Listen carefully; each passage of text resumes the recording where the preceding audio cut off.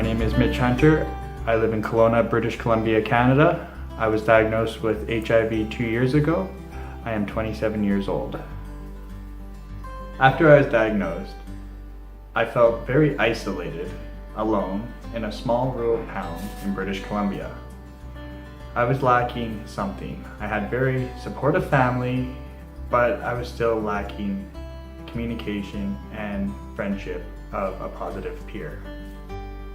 I found Positive Living BC through a health outreach nurse, and she strongly suggested that I should go to the retreat that they have. So I decided I must go to this retreat. I went to the retreat and I found such a community there that I was almost afraid to go back home because I have no community there, or what I thought no community there. At Loon Lake Retreat, I got contact information for Relate Okanagan, an HIV peer service group in my area. I contacted Relate Peer Compass and met with a peer mentor. When I met, I was very nervous at first. I wasn't sure how to respond as it's such a small community. After meeting him, I felt much better, much more motivated, and then I also asked him about becoming an activist. He assured me that he could definitely help me. I started attending Relate functions. The more I started attending, the more at home I started feeling, the more welcome I started feeling, the more the isolation I felt was breaking. Soon after attending, there was a position on the board that was open, and I got elected to it. I was recently invited to the Vancouver Career College to do a presentation for the Registered Massage Therapist Program students. I ended up telling them my story. February 3rd, 2016, it felt like I was drowning. I contacted my dad, who came and picked me up and took me to the hospital. On admission to the hospital, I was diagnosed with a bacterial pneumonia. I asked the emergency room doctor, "Did you test me for HIV or any of the STIs?" He replied, "No, it's not needed." I don't know why they didn't test me.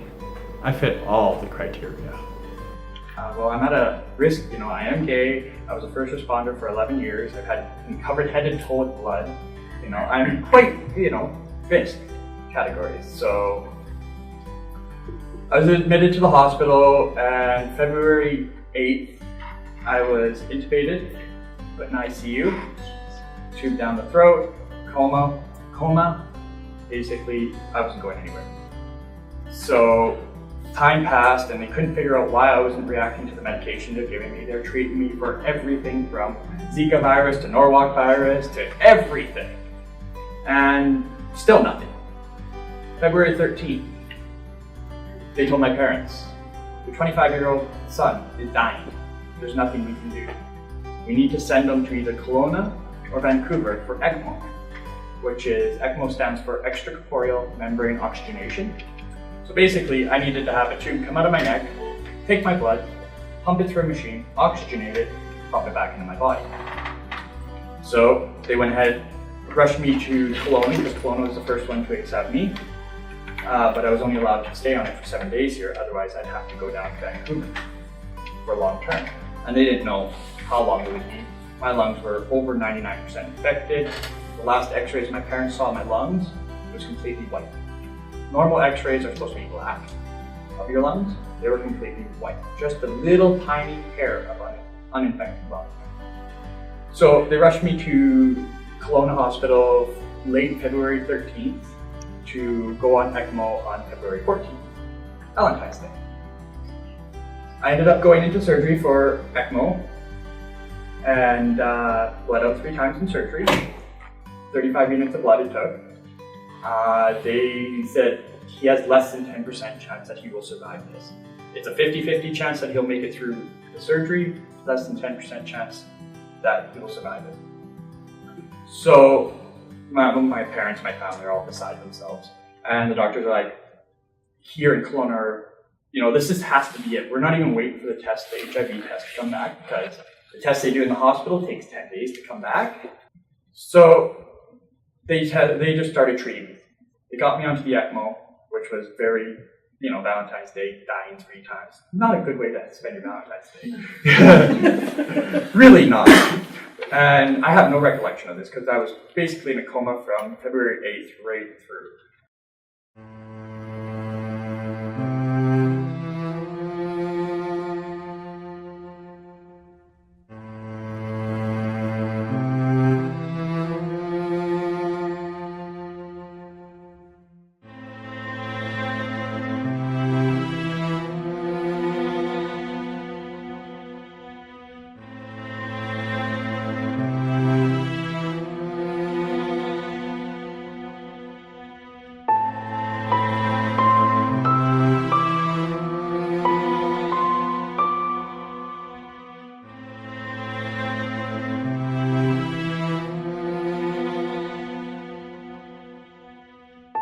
So I went to bed in Vernon.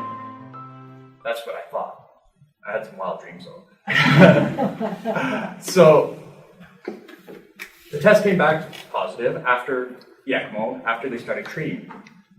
I was on ECMO for 6 days, and they decided to, hey, you know what, we're not going to expand it to the 7th day, because the 7th day he has to leave Kelowna. He has to go to Vancouver. And they wanted to keep me with my family, because my family's all here. So they started pulling me off the ECMO, slowly but surely. My numbers were staying up. My lowest number of my O2 stat throughout the whole time was 61%. Anything under 92 is considered critical, anything under 70 is considered dead, from my understanding. So they ended up pulling me off the ECMO, and everything started working, my numbers were staying up. I was still intubated with a respirator. On February 22nd, I kept fighting the respirator, kept trying to bring it back up myself. And so the doctor's like, well, we're going to try to take him off of it and see what happens. Worst case scenario, we'd just trach him, put a hole through his throat. Then that way he won't be able to get the respirator back up. So they pulled me off of it, and I started coming out of the coma, and I thought I was talking great. I was having conversations with everybody. But my family's like, all we could hear was So they ended up, my whole family knew I had HIV before I did, because I was in a coma. They got told before I did, because that's how it goes. So this pneumonia is related to your HIV. My HIV was in the AIDS stage. I had pneumocystis jirovecii pneumonia. Basically, I had full-blown AIDS. I was in the AIDS stage. I was dying. It killed millions of other people. I'm a lucky one. So got off the ECMO, and within February 24th, I got transferred back to Vernon for rehab. I was paralyzed from the neck down. I lost all my muscle mass. I was 101 pounds when I got transferred back. I couldn't even move my fingers like this. I had to learn to walk, I had to learn to talk, I had speech therapy, I had physiotherapy. My birthday was March 14th, and I told the doctors, I want to be out by my birthday on February 24th. And they all just laughed at me. Like, yeah, you got at least another month in ICU, plus probably another month of physio. And I'm like, really did. So I started improving, I started being able to walk more. I was out on the 15th of March. So it was sheer determination. And when they told me that I had HIV, I didn't care about that. I cared about the catheters that they put in. I wanted those out. I really wanted those out. So it took a while to sink in a little bit. I was very isolated because I lived in Vernon. I knew nobody with HIV. The healthcare system keeps us spread apart.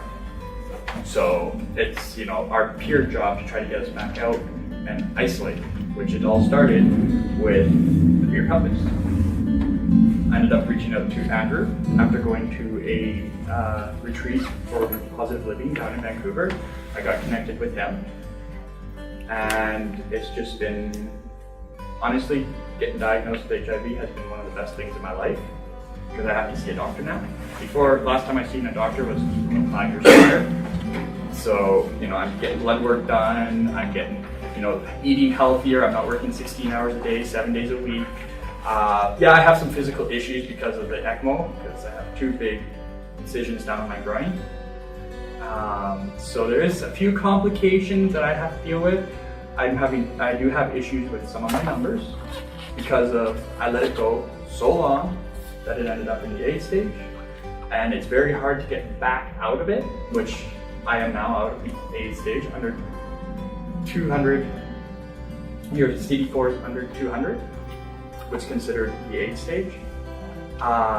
Mine was 40. So it was pretty hectic. So I finally got over the 200. I am now undetectable, which modern science today is amazing, because I wouldn't be here if it wasn't for the science that they have on the medication, etc., etc. I would have been one of the ones that would have been lost 10 years ago.